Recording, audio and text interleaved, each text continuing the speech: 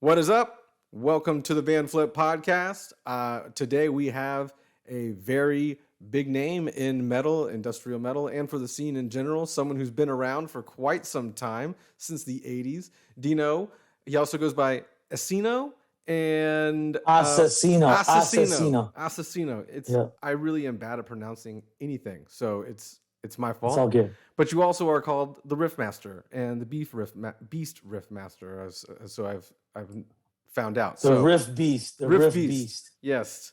But hey, thank you for that very large introduction. Yeah. It's Dino Cazares is the correct way to pronounce my name. I'm sorry, but I've heard people say Dino. The guys in Pantera used to call me Dino. Come here, take a shot. Is that because That of the was glam metal thing, though? Is that because they maybe they knew you didn't like them because of glam metal? They had a little phase early on. You weren't into no. them? I never said I didn't like them because they were glam metal, but they were just friends of mine. They like to call me that. That was just their nickname for me, and it was based out of love, nothing but hates. So It's good. Well, you also, I mean, I remember when I first got into my own like vein of music, Fear Factory was already an established band. So you guys came in around, the late 90s for me and early 2000s I remember Digimortal, but then I kind of remember I didn't hear about you guys for a long time. And, later on I kind of clued in and got to the internet and you guys already kind of like dispersed for the first time then. But, you guys were always around when I was just getting into heavy music, so to speak. So that was really cool. And so it's cool for me to have you on the show, obviously, because full circle, right? well, thank you very much for having me on. I appreciate it. No problem. You guys have a 10th studio album coming out. I mean, you guys have been doing this thing for a long period of time. So Aggression Continuum comes out on the 18th, June 18th, 2021. But we'll release this the week of, so this week. And I know you guys have, it's been a long, hard road kind of up until here. So how does it feel to come, almost to the end of the tunnel? Well, it's been great, very liberating to finally be able to get this record out to people. We've been through a lot of things, to get here, not just in the past couple of years, but in the past 20 years. We've gone through our fair share of legal battles, divorces, bankruptcies, and, he said, she said type of stuff. But we are finally here and we are finally getting this record out. And it's fucking amazing. And I can't wait for everyone to hear it. Yeah, and like you said, it's been a couple years in the making. I know it's been like 5 years since you guys last released an album in general. So, and I know a lot of it.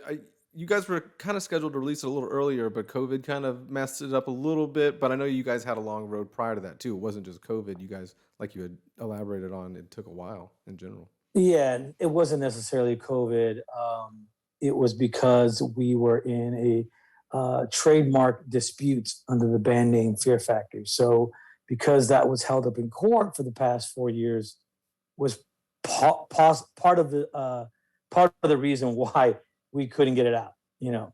So at one point we weren't even sure if we were even going to call this record a Fear Factory record because we thought maybe we were going to have to change the name. But good thing that we didn't. And fast forward to July 2020. All the legal disputes were over and we were able to regain the rights to the trademark Fear Factory. And we decided that June 18th was the best date for us to get this record out, 2021. That's awesome. And for us not in the business, so to speak, what does it mean to be the sole owner of the trademark? What does that mean for you? It means that I'm responsible for everything that happens with the majority of Fear Factory stuff. And I can continue to move forward to legally use the name Fear Factory. That's what it means. Awesome. And you're in this current lineup, so to speak, because Burton has already announced, last year that he was no longer going to be the vocalist, and we'll get around to that as well. But you're currently the only sole original member of the band, correct?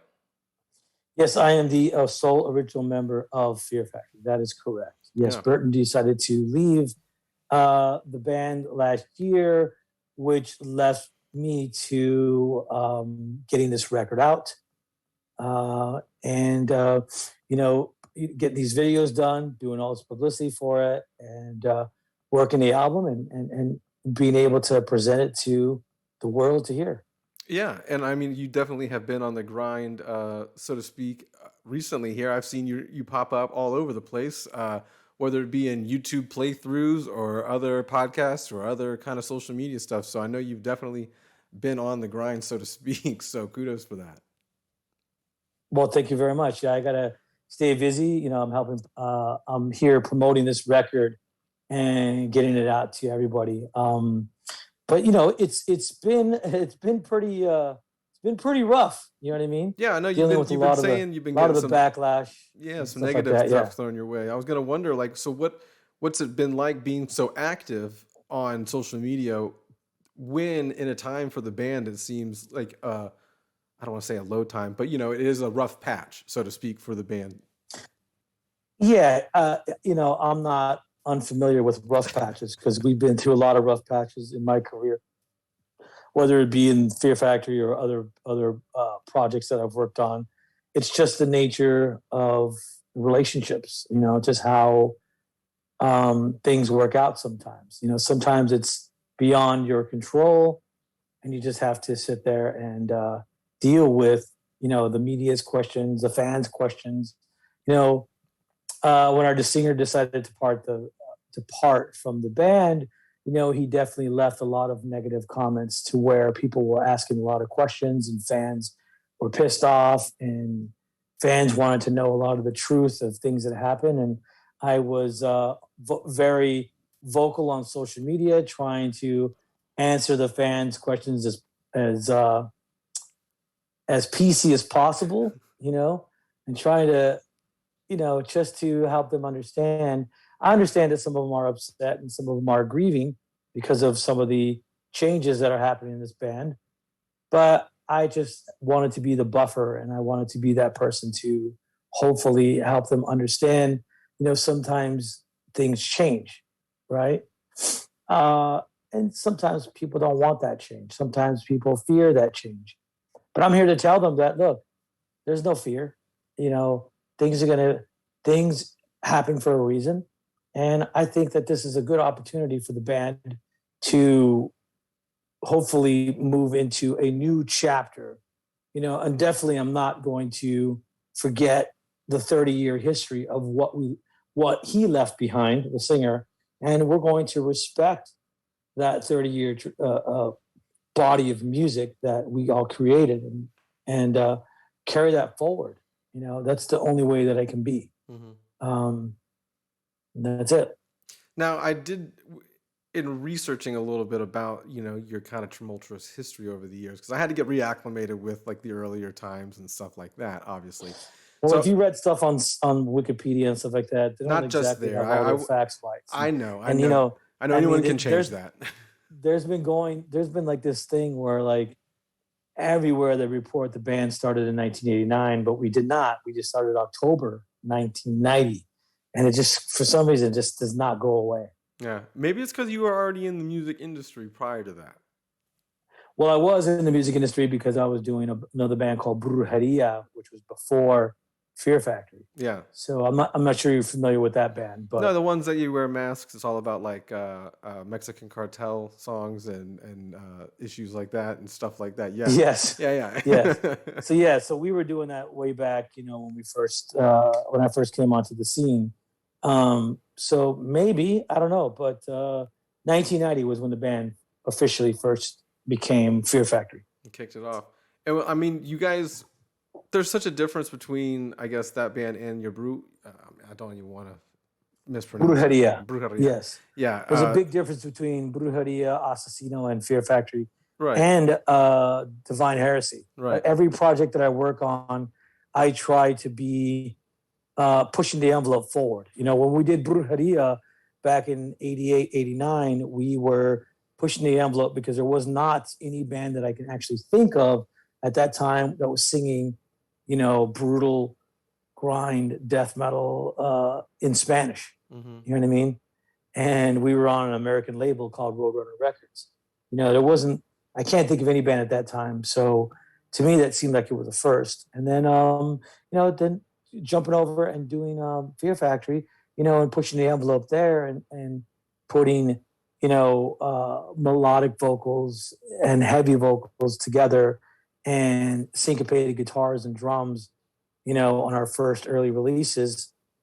That was pushing the envelope there as well too. So I kind of feel good that I was able to be a part of those bands that were doing something different at that time.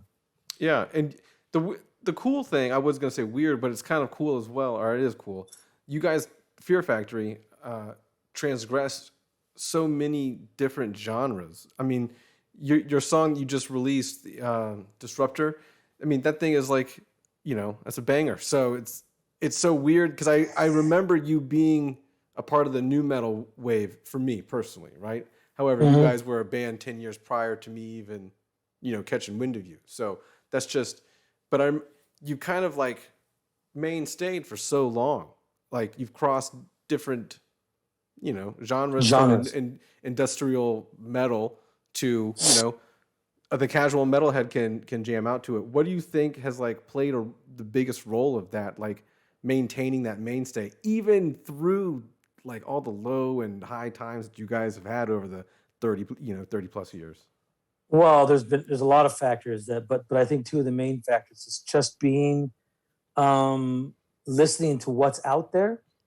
Two, actually, number one should be creating something original, and then not being afraid to blend other elements of music into your music, and always trying to stay fresh. Every time we approach the album, every time we approach to make an album, we try to take it somewhere different. Like if you look at the first four albums, Soul in a Machine, Demanufacture, Obsolete, and Digimortal, were all four completely different records. And it represents a time, a place, and an era, and even a genre. Because in 1992, the death metal scene was massive, right? Right. Death metal grindcore scene was massive. So our answer was, okay, let's do this death grind, throw in some industrial, but put in these melodic vocals. And that even then, at that time, was very groundbreaking because nobody was putting those kind of melodic vocals into a very aggressive record, right? And so we got a lot of backlash and a lot of love at the same time. The same thing that people hated were also the same thing that a lot of other people loved. And so that got us a lot of attention. And then when we went to Demanufacture, we brought in huge electronic elements, and we kind of solidified our sound. We concentrated on the 10 best songs, and we focused on those, and we were like, okay, let's cut out all this other fat and just make these fucking ripping songs that just are super hooky, super melodic, super aggressive. And we pushed the envelope there, and we created a new sound, and people just really attracted to it. And I think that was one of the benefits of, being in a band that wasn't afraid to experiment with different styles and expand on their sound. Then when we get to Obsolete, which is the third record, and that's 1998, at that point, new metal was starting to fucking pick up and get big. Right. You had the early Korn records that were, selling, millions of records and so on and so on. And we were like, okay, you want that fat groove? We're going to bring you that fat groove, and we're going to fucking make it Fear Factory style. There's like a song like Shock. It's got a pattern. The pattern in Shock was this fucking fat groove, right? Mm-hmm. At the same time, the kicks and the guitars were doing this syncopated riffing, something that we started way back. You know what I mean? Right. Syncopated riffing, but we gave it some fat groove to it. And that was kind of like our answer to what was currently going on in the music scene. Songs like Edge Crusher, and then we had such a very amazing orchestral fucking, metal song called Resurrection. And that took the band to another new level with that track. We had the symphony orchestra, the Vancouver Symphony Orchestra in Vancouver, Canada, came out and played on that song. And we thought it would fit well. And just, we always try to push the envelope as much as we possibly can. That's cool. And since we're touching back on like the earlier times where, Digimortal and stuff like that, After kind of, I think Burton left the band the first time, and then the band kind of was put on hiatus or hold for a number of years or a year or two. And then, is there anything like you personally would do different from that point on till now? Like outside No, of what you kind of already, kind of laid the groundwork for, you would have done the same? no, yeah, I would have pretty much done the same. But maybe during Digimortal, there might have been a few little things I would have changed here. But when you're in a band, you got to be, you got to. When you're a band, sometimes you have to let other people bring their elements into the group, right? And that's Right. just how it is. But when the band broke up there in 2002, um, when Burton quit in 2002, I was actually kind of glad that they kind of came back without me, because it really freed up my time to do other things. I was able to finally do a tour with my band Brujeria. Mm-hmm. I was able to finally get my first Asesino record out. I did the Roadrunner All Stars, right? Mm-hmm. I did 2 Divine Heresy records, and then I did the second Asesino record. So that was 5 records that I put out from Like 4 year 2003 span or to something, right? 2000 to 2009. What's that? Okay, I was gonna say a 4 year span, but it was more like an 8 year span. Yeah, it was like a 7-year span. And so I put all these records out while they only put out 2. Well, So it I takes was you pretty guys a little busy. So longer, right? It takes Fear Factory just a what little longer to get everybody on the same page. It sounded like. I guess. I don't know. But for me, I was able to, it was very liberating because I was able to, expand on my playing. Uh, I was doing guitar solos, playing with different drummers, playing with many different musicians. And it was just, it was a very liberating thing. And I was very, at first, the first few months, I was like, oh, fuck, I'm out of the band. What's going to happen? They formed the band without me, basically, right? Without your And knowledge so and I was stuff, like, you're saying, right? Without you knowing. yeah, they formed the band without whatever. And um, so it was very liberating. And I was like, oh shit, what do I do? And I was like, it took me about 2, 3 months to figure it out. And I was like, okay, time to fucking get to work. Let's go. Yeah. So, I did a bunch of stuff. The Roadrunner All Stars was amazing to do that record.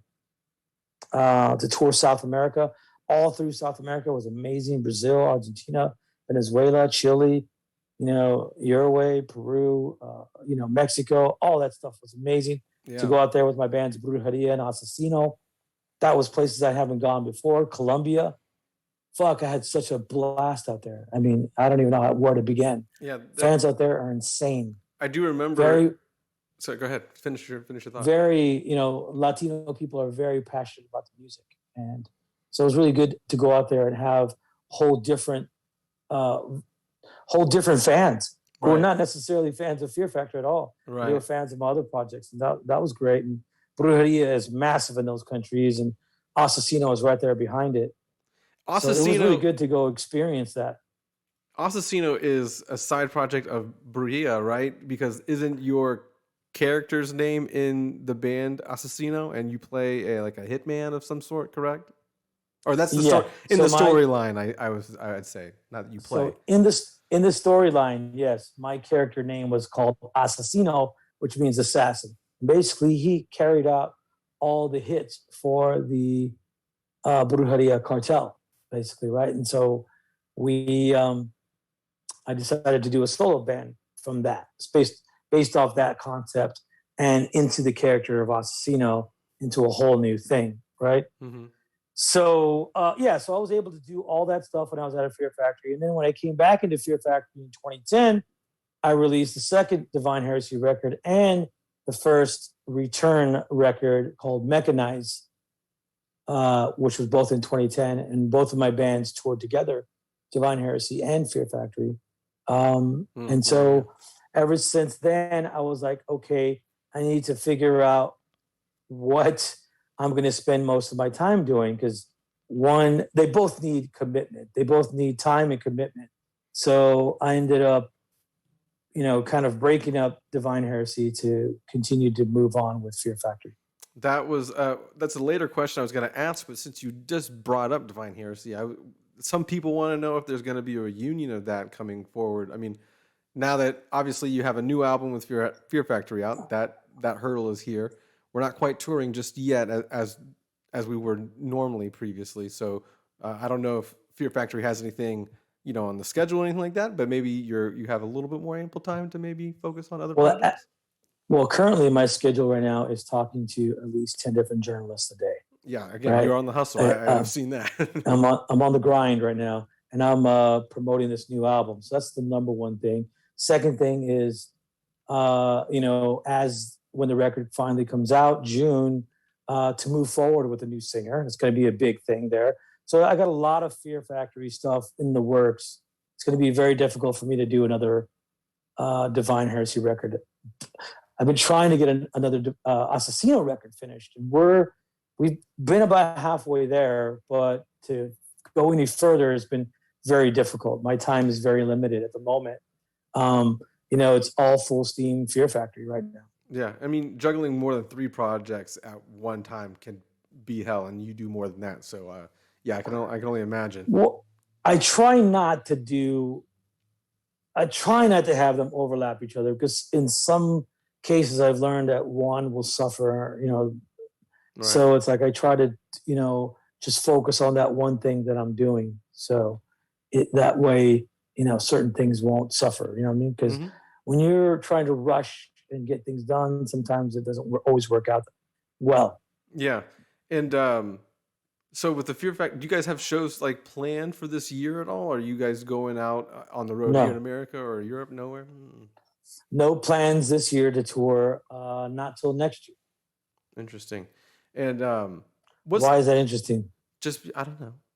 Just because people are starting to play shows. We're currently having shows going on, and so it's always good to gauge. And you let those people do shows. I mean, it doesn't mean everybody has to be on the same schedule. So I didn't know if it had anything to play into you guys releasing the record, as well as with everything lifting or getting almost back to somewhat not normal. Yeah, well, what's going on out there in the world is pretty much uncertain. There are a lot of countries that are still going through, you got India and Brazil who are going through pretty insane COVID right now. And there's still a lot of COVID restrictions. There's still a lot of traveling limitations, to go into certain countries, and certain states are not open all the way yet. So it's going to be quite a while before, before anybody can do some serious touring. Sure, there's shows here and there, and there might be some festivals booked here and there. We don't know if those festivals are going to happen or not. Everybody is trying to move forward like it is, and hoping that everything's going to be open by July, August. And let's hope. But that doesn't mean there can't be another COVID outbreak and things can get shut down. So we're just playing it safe and taking our time, no rush, and get the record out, and then tour next year. Sure. And you guys, like you said, you were looking for a new singer. Is there any kind of updates on that, or do you have like a dream lineup of people that you would like to maybe try out? Or I think I have a really good track record of finding new talent and jamming with new people and finding new singers here and there. The main thing is just to put this record out, get it out, focus on this thing, announce a new singer coming up. And, hopefully this is just off the top of my head, just thinking out loud, maybe just doing a live stream where we announce the person, and maybe do a few tracks so you can see how this person sings with, certain old and new tracks. So is this person already from an established band, or are they kind of like a new person in general? You don't have to tell me the band. I can't answer those questions. Because if I give too much, there's just not going to be anything, special when we make the announcements. I understand. You said new talent, so I didn't know if this person was already an established vocalist or if they were just kind of like, a lucky person. So we'll leave it up in the air until you guys do your live stream. Speaking of live streams, do you guys do you plan on utilizing social media more? You know what I mean? I saw you doing the guitar playthroughs with Nuclear Blast and stuff like that. Do you plan on doing more just for you directly, as far as like for your personal fan base, because you're in so many different projects and such? Well, I do have a. Are you still there? Yeah, I'm here. I do have a Patreon page where people can go to, and It's patreon.com/Dino Cazares, where they can go and check out my other playthroughs. They can go check out my gear. I do have some downloadable content that are on there where they can, if they have any of these, software programs where you can download my tones and put them onto software programs, Cool. Yeah. whether it be Kemper or Neural DSP, they can go there and they can download that stuff for free. They can put it on their stuff. Everything to do with guitar and jamming and, different instruments and different pedals and amplifiers, they can all see there. Yeah, that's cool. And we'll put a link of that in the description and all the show notes or whatever, so they can get access to that as well. Speaking of, so my next interview has been calling me as we've been talking. oh, okay. Well, we can wrap this up then, man. We greatly appreciate I'm not sure how much time we have. Do you know for sure? We're at 26 minutes here, but I mean, we can, if you're, you know what I mean? If you got to go, You want to hold go. on while I check really quick? 'Cause,